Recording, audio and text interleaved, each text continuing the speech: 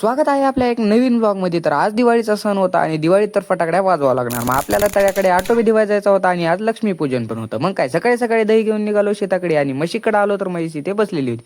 मग म्हशीला धुवून घेतला आणि पाणी पण पाजवलं आणि वैरण पण टाकली आणि इथे दही लावून घेतलं फटाफट. आपल्या कुंडात जे की आणलं होतं आणि पंचपाळ पण आणलं होतं आणि हळदी कुंकू लावून आपल्याला म्हशीला पूजन पण करायचं होतं. मग काय फटाफट दही लावून घेतलं आणि दही लावल्यानंतर हळदी कुंकू बी लावलं आणि वैरण टाकून निघालो थेट फटाकड्या आणायला.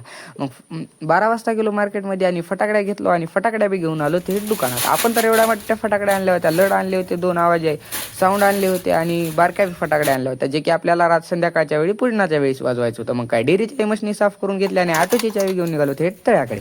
मग तळ्याकडे आलो 15 मिनिटात आणि आपला तर ऑटो इथे चमकत होता धुवण्याच्या आधीच. मग तरी पण आपल्याला पूजनाच्या वेळी धुवायचा होता. मग काय इथे तर आपला ऑटो चढत नव्हता कारण रस्ता खरचड होता. मग काय थेट चढवला ऑटोला फुल रेस देऊन वर. मग इथे तर आपण ऑटो देवायला चालू केला होता आणि तळ्याचा तर नंबर 1 सीन होता. मग काय इथे तर चढावर लावून टाकला ऑटो आणि डबा घेऊन दिवायला लागलो ऑटो फटाफटा. मग काय आपला तर समोरून ऑटो दिवत लागत होता, आपली मॅट तळ्यात वाहूनच जात होती. मग काय इथे तर ऑटो आपला चमकत होता आणि मग मागच्याही बॉडीला पाणी मारून घेतलं आणि आपला तर सगळा ऑटो देऊन झाला होता. मग काय थेट निघालो घरी आणि आपल्याला आंब्याची फाटी पूजण्यासाठी आणायची होती आणि इथे तर आपली हार रेडी होती कारण आपल्या गाडीला हार घालायचा होता आणि ऑटो पण रेडी होता. मग काय गाडीला आधी फटाफट घालून घेतला हार कारण आपल्या पूजेचा टाइम होत होता.